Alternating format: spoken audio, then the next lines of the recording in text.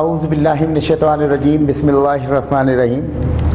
Dear students, today we should have to go through the real test 4.1.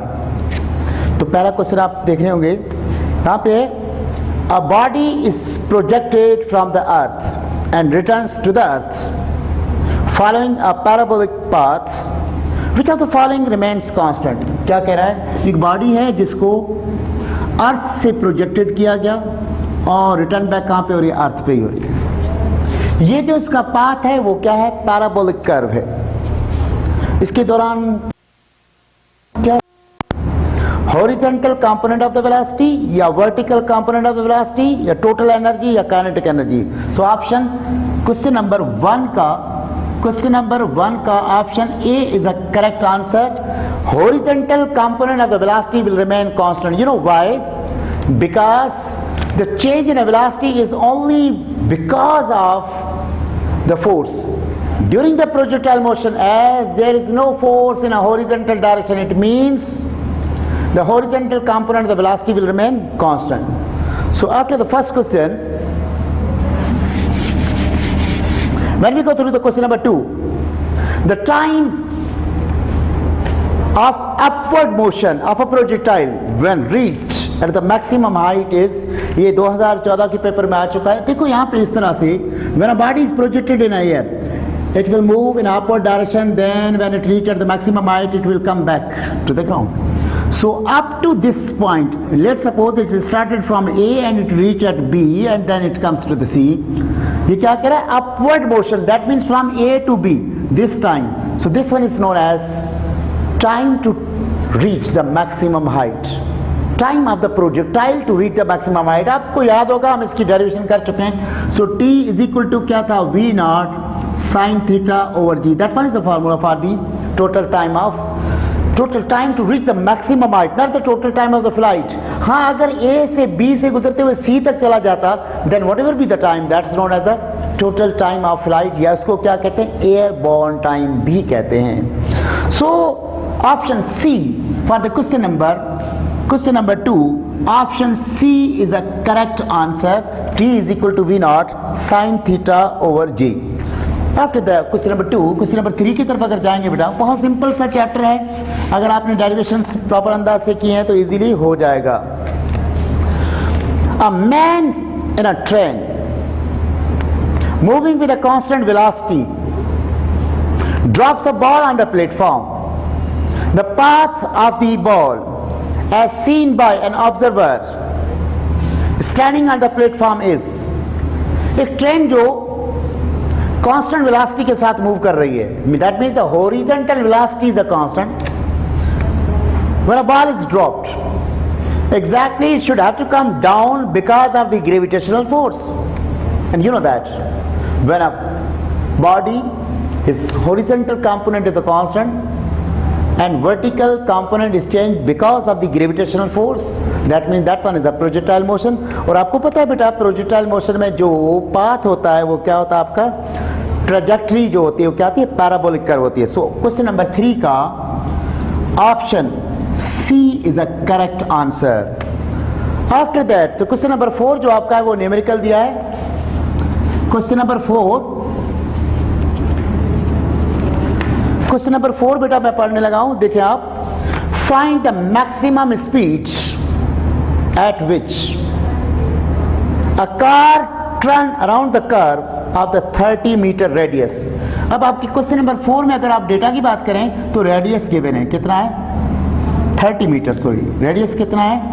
30 metre. That radius is given. On a level road, if the coefficient of the friction means mu, that's given 0.4. आपको पता होगा coefficient of friction का कोई unit नहीं होता because this one is a ratio. और बेटा आपको मालूम क्या करा? Find the maximum speed. एक बात तो ध्यान में रखें आप, whenever the body is moving in a horizontal circular track, so that means the friction provided by centripetal force. याद रखिएगा, इसका मतलब ये हुआ कि centripetal force of the body moving in a circle is equal to the frictional force. Centripetal force का formula क्या होता है? mv² over r. Frictional force का क्या होता है? Mu are.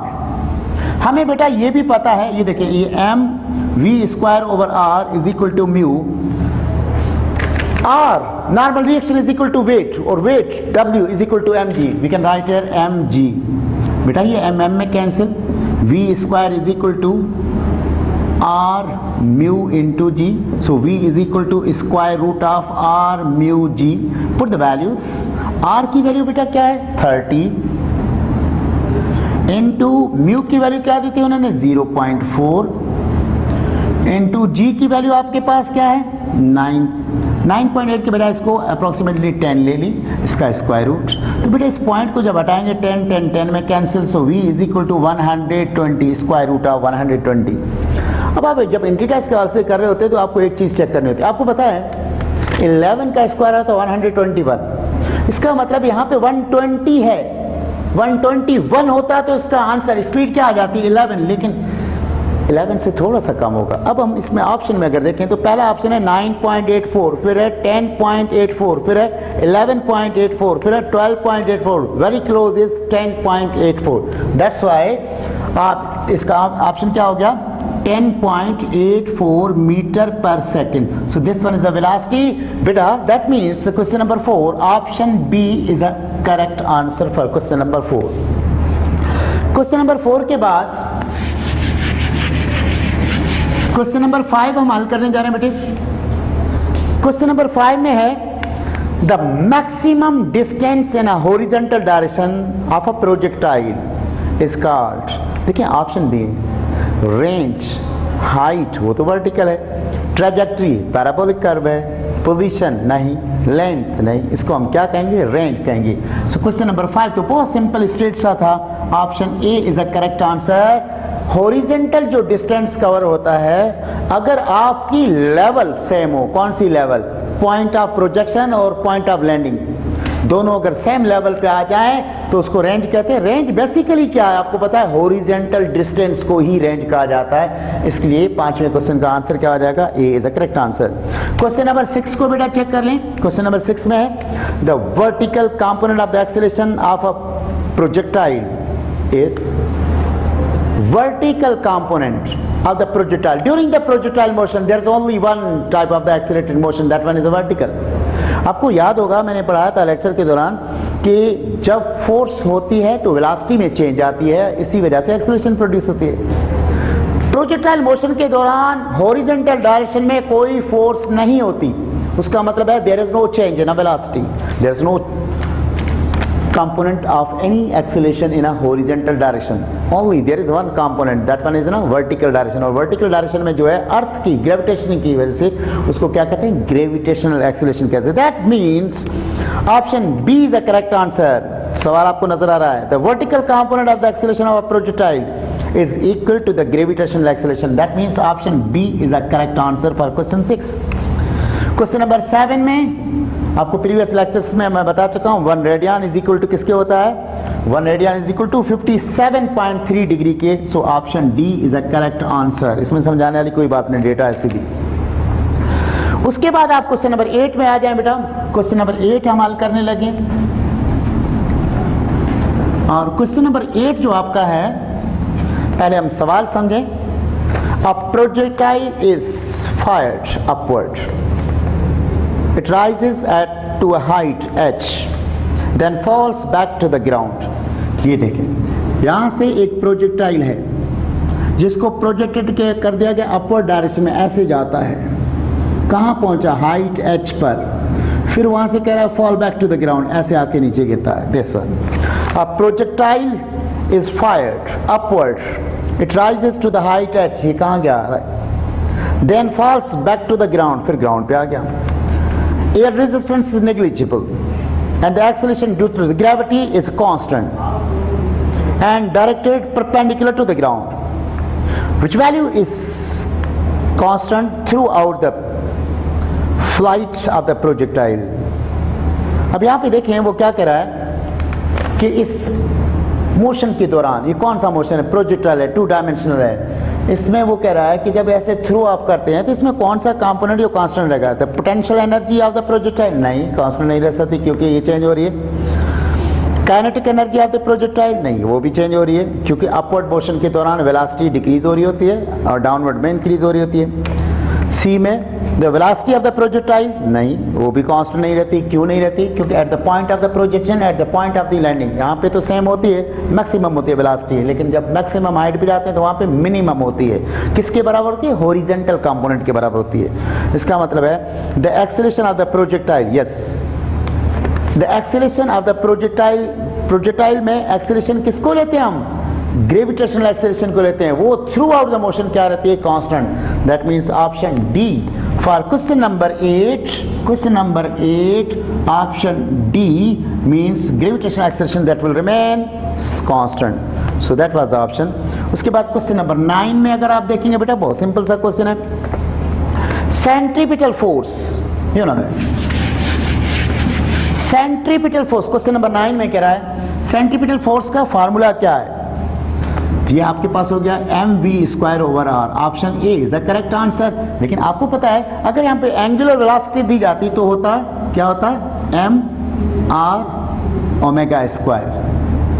और अगर यहाँ पे आपके पास इन टर्म्स ऑफ दी, ये भी किसका फार्मूला है? सेंट्रीपिटल फोर्स का। Centripetal in terms of the time period दिया जाता तो होता 4π²। यहाँ पे आपके पास, यहाँ पे अगर लिखिए इसी में से हल करें, एम आर अपनी जगह पे, ओमेगा बेटा पूरे कंप्लीट चक्कर के लिए क्या आ जाएगा?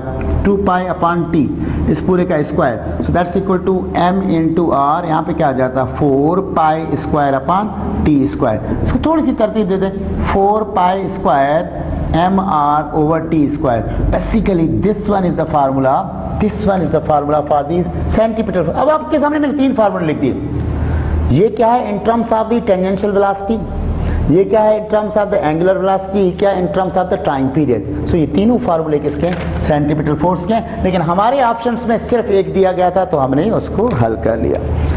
सो आफ्टर दैट, अब क्वेश्चन नंबर 9, क्वेश्चन नंबर 10 में जब हम जाएंगे, क्वेश्चन नंबर 10 है work done by the centripetal force is, देखें सेंट्रीपिटल फोर्स का लास्ट टाइम मैंने पढ़ाया था आपको, किसको कहते हैं? When a body is moving in a horizontal direction, if the force is applied perpendicular to it, then the body will keep on moving in a circular track. During the application of the force, only the direction of the body is being changed at every point, but the magnitude of the velocity will remain same. That's why that force is known as the centripetal force. तो centripetal force motion पे क्या होती है? Perpendicular होती है। That means the angle is 90 degree, angle is 90 degree. Work done क्या है? Work done आपके पास, ये क्वेश्चन नंबर मेरा ख्याल 10 हम कर रहे हैं, क्वेश्चन नंबर 10 जो आपका है, वर्क डन किसके बराबर होता है? फोर्स डॉट डिस्प्लेसमेंट के। तो ये 2 तरीकों से हो सकता है। सर्कुलर मोशन है, सेंट्रीपिटल सर्कुलर मोशन में डिस्प्लेसमेंट 0 होता है, एक तो ये कह सकते हैं मैग्नीट्यूड का 0। दूसरा ये हो सकता है एफ डी कॉस 90 डिग्री। सो एफ डी कॉस 90 बराबर किसके? 0 के, तब भी 0 होगा, means work done is 0, work done is 0। So in question number 10 option D is the correct answer, that work done by the centripetal force is 0। After the question number 10, question number 11 देखें, when a car moving along a circular path, then the force of the friction of the wheels of the car applies। अभी मैंने कहा था कि हमने problem भी किया कि देखें जब कोई हॉरिजॉन्टल गाड़ी मूव कर रही हो तो उसकी जब टर्न करती है तो वहाँ पे टायर और रोड के बीच में क्या होती है? फ्रिक्शन प्रोड्यूस होती है। That friction is always provided by a force that is known as a centripetal force। क्या मतलब क्या हुआ इसका प्रोवाइडेड?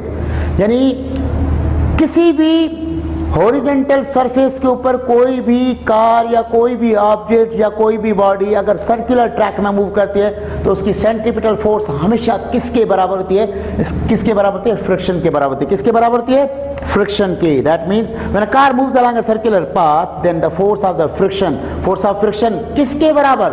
सेंट्रीपिटल फोर्स के बराबर। दैट मीन्स क्वेश्चन नंबर 11 का option A is a correct answer. So question number 11 के बाद अगर क्वेश्चन नंबर 12 को बेटा हम चेक करें, when a body moves in a circle, the angle between its linear velocity and the angular velocity is always, याद होगा आपको, when a body is moving in a circle, अगर यहाँ पे आप रिलीज कर दें तो ये आपकी हो जाती है टेंजेंशियल वेलोसिटी कहलाती है, या इसको हम लीनियर वेलोसिटी भी कह सकते हैं। और आप देखिए बेटा ये आपका रेडियस हो गया सेंटर, और ये अभी मार्कर जो मेरा इस तरह से मैंने रखा ये क्या एक्सिस ऑफ द रोटेशन है। एंगुलर वेलोसिटी कहाँ पे होती है, यहाँ पर। तो ये देखें इन दोनों के बीच में, अगर इसको मैं यहाँ पे पिक कर तो ये एंगल कितनी हो रही है 90। Remember one thing, centripetal force क्या करती है, बॉडी को रोटेट करवाती है, वेलोसिटी में चेंज लाती है। किसी भी पॉइंट पर जो वेलोसिटी लीनियर वेलोसिटी थी उसको टेंजेंशियल वेलोसिटी भी कहते हैं, या लीनियर वेलोसिटी भी कह सकते हो भी। और जो सर्कुलर मोशन के दौरान along the axis of the rotation जो वेलोसिटी होती है उसको एंगुलर वेलोसिटी कहते हैं। They are always perpendicular to each other, that means the angle between them is 90 degree. So question number 12 का आपका ऑप्शन है आपका C, that means 90 degree. This one is the correct answer.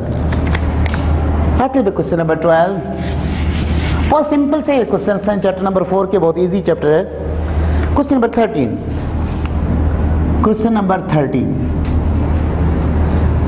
if the radius of the earth is r and its angular velocity of the rotation is omega, if the earth suddenly stops rotating, then the change in the value of the g to a place on the equator will be, equator के ऊपर जो change आती है g की value में हमेशा r omega square की आती है। तो r omega, option D is a correct answer. याद रखिएगा जब सर्कुलर से इक्वेटर की तरफ हम जाते हैं, कहाँ से रोटेट करते हुए पोल से इक्वेटर की तरफ जाते हैं, तो चेंज डिक्रीज होती है, जी की वैल्यू कितनी होती है, आर ओमेगा स्क्वायर के बराबर। उसके बाद क्वेश्चन नंबर 14 बेटा चेक करें आप, यहाँ पे ये प्रॉब्लम है, मैं हल कर लेता हूँ आपके लिए।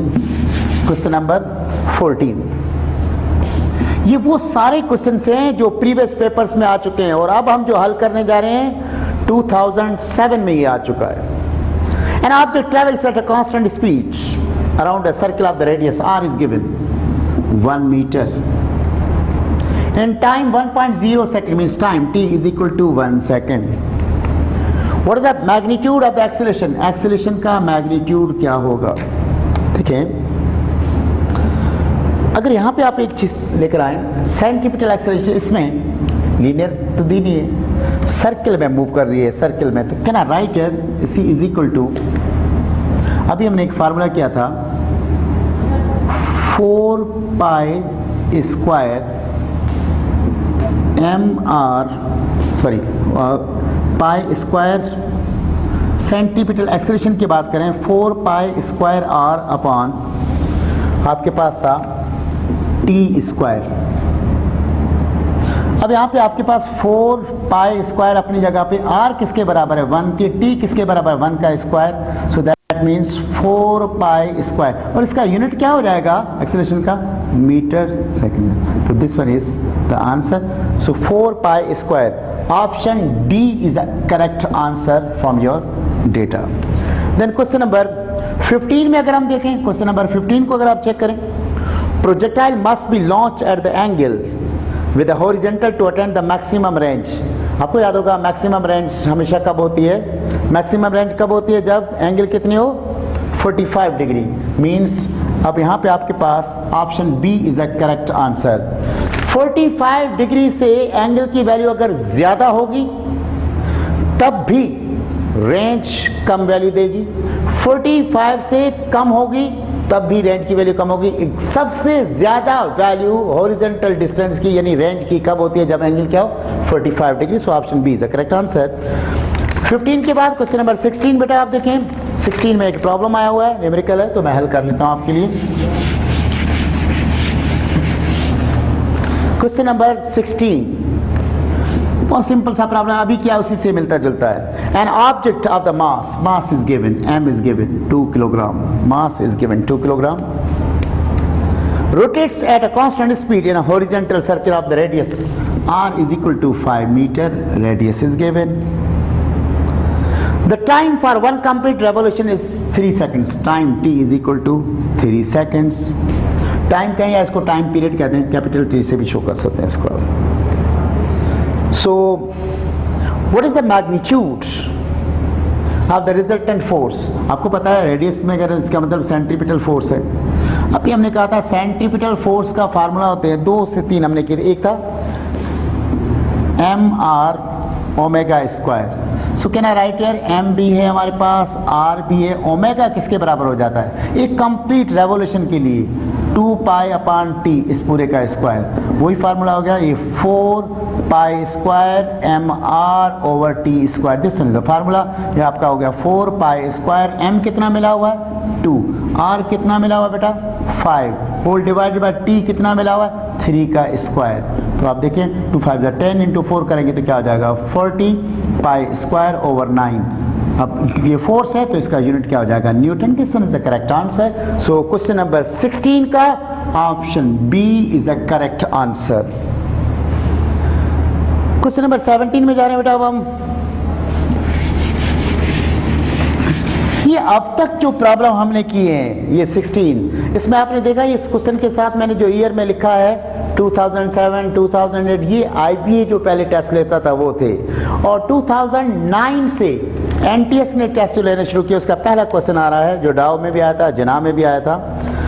Rescue helicopter drops a package of the emergency ration to a standing party. ये आपकी एक्सरसाइज का है, बुक की एक्सरसाइज का प्रॉब्लम है। If the helicopter is travelling horizontally at the 40 metre per second at a height of the 100 metre above the ground, where does the package strike the ground related to the point where it was released. Take the g. ऐसे suppose करें ये आपका एक helicopter, कैसा helicopter बन रहा है भाई, ये आपका होगा एक हेलीकॉप्टर हो गया, ऐसे हॉरिजॉन्टली मूव कर रहा है इस डायरेक्शन में। इनिशियल वेलोसिटी आपको पता है, ये क्वेश्चन नंबर आपका 17 है, तो initial velocity you know that v naught x कहा मैंने, और ये कितनी है 40 मीटर पर सेकंड। अब सर यहाँ v नॉट y क्यों नहीं कहा, सिर्फ v नॉट क्यों नहीं कहा, हॉरिजॉन्टल मूव कर रहा है, that means v naught x, horizontal velocity component कितना है 40 metre at a height is given, h is given how much 100 metres, 100 metre ये भी गिवन है। उसके बाद अगर आप देखेंगे बेटा कि देखिए जब ये हॉरिजॉन्टल मूव कर रहा था तो vertical component v naught y क्या हो जाएगा 0 हो जाएगा। अब जैसे यहाँ पे पैकेज ड्रॉप करेगा तो ऐसे आकर गिरेगा, पैकेज यहाँ से यहाँ पर आकर गिरा। अब जहाँ रिलीज यहाँ पे किया था ये डिस्टेंस, इसको हॉरिजॉन्टल डिस्प्लेसमेंट कहेंगे, ये ही हमने मालूम करना है। That means x is equal to what, तो हॉरिजॉन्टल डिस्प्लेसमेंट ये x मालूम करने के लिए हमारे पास फार्मूला है x is equal to v naught x into t, ये फार्मूला है। लेकिन भाई यहाँ पे आपके पास v नॉट x की वैल्यू तो 40 है लेकिन t नहीं है गिवन, तो पहले हम इसमें t मालूम कर लेते हैं, बहुत ईजी है। वर्टिकल मोशन में डिस्टेंस मिला हुआ है, means h is equal to v naught y t plus 1/2 gt square. This one is the formula. ये आपको पता है कौन सा फार्मूला है, s is equal to V I T plus half A T square वाला। यहाँ पे आपके पास 100 आ गया, वी नॉट वाई क्या था 0, 0 मल्टीप्लाइड बाय आपने टी कर दिया plus 1/2 into 9.8 into T square, तो यहाँ आपके पास 100 हो गया, ये 0 हो गया पूरा, यहाँ करेंगे तो 4.9 T square. So T square is equal to क्या हो गया आपके पास, ये आपके पास 100 हो गया divided by 4.9, so T square is equal to आपके पास 20 मेरा ख्याल है 0.4 है या 4 है, बहरहाल t is equal to radical 20.04, so t is equal to 4.5 seconds हो गया। ये आपने निकाल लिया टाइम। अब टाइम निकालने के बाद अब सिंपल सा इस फार्मूले में रख दें, इसमें किस में रखें, x is equal to what, v naught क्या था 40 मल्टीप्लाइड बाय 4.5 आपका 180 metre. This one is answer of question number I guess question number 17। Question number 17 जो है इसका option D is a correct answer, option D is a correct answer 180 metre. उसके बाद जो question आपका आ रहा है क्वेश्चन नंबर 18, तो बेटा क्वेश्चन नंबर 18 में आप समझने की कोशिश कीजिएगा, वहां कह रहा है a short lived a gun at the rate of 160 metre per second. उसका मतलब है क्वेश्चन नंबर 18 में सबसे पहले तो उन्होंने इनिशियल वेलोसिटी दी है, कितनी दी है 160 metre per second. Calculate the greatest distance which is it could be projected and the height to which it would rise. ठीक है, दो चीज़ों की बात कर रहा है, डिस्टेंस मीन्स रेंज की बात कर रहा है, डिस्टेंस मीन्स रेंज की बात कर रहा है, हाइट की बात मैक्सिमम हाइट की बात कर रहा है, तो वो क्या होंगी, वी नॉट दिया हुआ है, सिर्फ मैक्सिमम की बात कर रहा है, मैक्सिमम। तो मैक्सिमम रेंज और हाइट, हाइट का मैक्सिमम नहीं कह रहा, क्या कह रहा, calculate the greatest distance to which it could be projected and the height. इसका मतलब है एक पार्ट आपने क्या करना है, मैक्सिमम रेंज मालूम करनी है, दूसरा आपने क्या करना है, दूसरा आपने हाइट मालूम करनी है, यानी h क्या है। अब अगर ये मालूम करें हम, बहुत सिंपल सा है, आपको पता है आर मैक्सिमम जो होती है उसका फार्मूला होता है V naught square over G के, you know sine of 2 theta के फार्मूले में 45 की एंगल जो मैक्सिमम कब होती है 45 में। So R maximum is equal to V nought कितना है 160 का स्क्वायर डिवाइडेड बाय जी की वैल्यू अगर हम यहाँ पे 9.8 ले लें, so 160 multiplied by 160 divided by 9.8, so the answer comes out as a 2560 metre. So this one is maximum range. और दूसरा आपने क्या करना, आपने मैक्सिमम हाइट मालूम करनी। देखो आपको पता है मैक्सिमम हाइट का या हाइट का फार्मूला क्या है, मैक्सिमम हाइट का या हाइट का है, यहाँ पे उन्होंने मैक्सिमम हाइट क्या से, यहाँ पे मीन्स हाइट क्या से, that is equal to V naught square sine square theta over 2g, ये फार्मूला है आपके पास। इसका मतलब है जब रेंज हमने मैक्सिमम की तो एंगल हमने क्या यूज की थी 45, तो यहाँ पे भी हम वही अगर करें वी नॉट स्क्वायर मीन्स 160 का स्क्वायर इनटू साइन 45 डिग्री का whole square divided by 2g, तो आपके पास is equal to 160 into 160 sine 45 की वैल्यू होती है 0.707 इसका square divided by 2 into 9.8, so that's equal to 160 into 160 into इसका स्क्वायर करेंगे 0.499 आएगा, that means approximately equal to 0.5 whole divided by 19.6। आप अगर इसको हल करेंगे तो h की वैल्यू आपके पास आ जाएगी 640 मीटर। सो अब आप देखें रेंज कितने 640, तो ऐसा ऑप्शन है अगर आप देखेंगे अपने प्रॉब्लम में तो option B is a correct answer. So for the question number 18 option B is a correct answer. थोड़ा सा प्रॉब्लम था, टिपिकल आ चुका है इसलिए हमें करना था, जिना में भी आ चुका है ये और डाउ के टेस्ट में भी आ चुका है। So after that question, after the question number 18, you know that question number 19, to analyze the projectile motion, which are the following assumptions are required to make projectile motion के लिए क्या क्या जरूरत है। पहला, the effect of the air resistance negligible, बिल्कुल सही, air resistance नहीं होता। The rotation of that does not effect the motion, बिल्कुल सही। Third, the acceleration due to the gravity g is constant over the range of the projectile motion and it's always directed downwards, बिल्कुल सही। तो ये सारे option सही है। तो आप अगर आप ऑप्शन में आएंगे, option E is the correct answer for question number 19। Option E में वो कह रहा है कि पार्ट 1 भी सही है, पार्ट 2 भी सही है, 3, तो तीनों ही जो इसमें असम्पशंस दिए थे तीनों ही सही है। Now the question number 20, a particle is projected at an angle, question number 20 अब हम हल कर रहे हैं। Angle is 45 degree with velocity, initial velocity V naught कितनी है 9.8 मीटर पर सेकंड है। द हॉरिजॉन्टल रेंज आपने मालूम करनी है। तो बहुत सिंपल सा है, इसको इस तरह से भी कर सकते हैं कि ज़ाहिर है 45 डिग्री जब एंगल होती है, रेंज क्या होती है मैक्सिमम, और मैक्सिमम रेंज का फार्मूला क्या होता है V naught square over G के। सो दैट मीन्स 9.8 इंटू 9.8 स्क्वायर कर दिया, 9.8 मिला हुआ था डिवाइडेड बाय 9.8, एक कैंसिल हो गया। So maximum range is equal to 9.8 metre. So this one is answer. अगर आप अपने इसमें देखें तो option C is the correct answer for question number 20। After question number 20, question number 21 में आ जाएं तो ये इत्तेफाक से मैंने प्रीवियस लेक्चर में भी दे दिया था।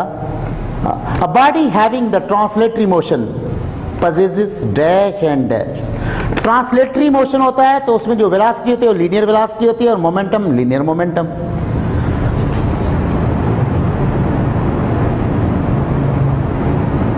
Body having the rotatory motion possesses rotatory motion में वेलोसिटी को एंगुलर वेलोसिटी कहते हैं और मोमेंटम को एंगुलर मोमेंटम कहते हैं. So option B is a correct answer for question number 21. Option B is a correct answer. Question number 22 को बेटा आप चेक कर लें. Which of the following statement is true considering the motion of an ideal projectile launched at the 45 degree to the horizontal. अगर किसी object को 45 degree पे projected किया जाए तो कौन सी चीज़ इसमें? The acceleration vector points opposite to the velocity vector on the way up and in the same direction at the velocity vector on the way down. देखिए बेटा इसमें जो चीज़ है वे डाउन के दौरान वेलोसिटी की डायरेक्शन तो किसी एंगल पे है तो ये भी नहीं. फिर the speed at the top of the trajectory is 0. नहीं, horizontal component की तो वैल्यू होती है, ये 0 भी नहीं है. then the object's total speed remains constant during the entire flight. नहीं, point of projection पे maximum होती है और maximum height पे कम होती है. the horizontal option उसके बाद है the horizontal speed decreases on the way up and also decreases on the way down. नहीं, horizontal नहीं होती, vertical velocity जो है up में down decrease होती है. तो option D the vertical speed decreases on the way up and increases on the way down. बिल्कुल सही, option E is a correct answer. देखिए सर वर्ड्स की हेरफेर थी, हम जगदन समझ हमें ऐसे लग रहा होता है सारे ही ऑप्शन सही हैं. क्वेश्चन नंबर 23 को आप देखें बेटा, वहां पे फिर न्यूमेरिकल है. क्वेश्चन नंबर 23, क्वेश्चन नंबर 23 में वो कह रहा है a football at rest on the ground is kicked with the initial velocity 10 metre per second at the angle. तो देखें जब भी किसी एंगल पे प्रोजेक्ट करते हैं तो वी नॉट से शो करते हैं ना, तो that one is 10 metre per second और theta is given, that one is 30 degree. Calculate the total time assuming that air resistance is negligible. क्या करना है? Calculate the total time of the flight. बहुत simple सा, t is equal to किसके था? 2v0 sin theta over g की. सो 2 into 10 into sine 30 divided by 9 के बजाय 10 कर दें आप यहाँ पे. तो आप यहाँ पे देखेंगे तो 2 इंटू 10 इंटू ये आपके पास होगा 0.5. इसको आप चाहें तो हाँ 0.5 लिख दें, यहाँ पे 10 हो गया. 10 में कैंसिल, 2 को मल्टीप्लाई करेंगे तो 1 सेकेंड आंसर आ जाएगा. So total time of the flight is 1 second. So option B is a correct answer for question number 23. अब क्वेश्चन नंबर 24 बेटा हम हल कर लेते हैं. 24 में if a body moves with a constant speed in a circle. Circle में जब कांस्टेंट स्पीड के साथ कोई बॉडी मूव करती है तो no work is done on it. ज़ाहिर है वर्क डन नहीं होता. सर्कल में डिस्प्लेसमेंट भी 0 हो जाता है. उसके अलावा सर्कल में कांस्टेंट स्पीड से बॉडी तभी मूव करती है जब जो फोर्स उस पर अप्लाइड होते हैं वो परपेंडिकुलर हो. इसी टाइप का एक क्वेश्चन हम इसमें कर चुके हैं. दैट्स वाई 24 जो है उसका option A is a correct answer. अब 25 question, the last question. The time period of a circular motion is, आपको याद होगा ओमेगा जो है वो बराबर होती है थीटा अपॉन टी की. टाइम पीरियड की बात कर रहे हैं, means one complete cycle. That means theta की जगह पे क्या आ गया 2 पाई. टाइम को क्या कहेंगे अब? टाइम पीरियड में कैपिटल टी. टी को यहाँ लेकर आ जाए, T is equal to 2 pi upon omega. So this is the formula for the time period. सो ये जो है 2011 के पेपर में आ चुका है. Option A is a correct answer. Option A is a correct answer. Dear students, अल्हम्दुलिल्लाह we have completed this test 4.1 real test. ये सारे वो क्वेश्चन से जो 1998 से लेकर 2019 तक जिन मुख्तलिफ डिफरेंट यूनिवर्सिटीज़ में आ चुके हैं, चाहे वो इंजीनियरिंग यूनिवर्सिटीज़ हों या मेडिकल यूनिवर्सिटीज़ हों. I hope you have got that one. Thank you very much. May God bless you.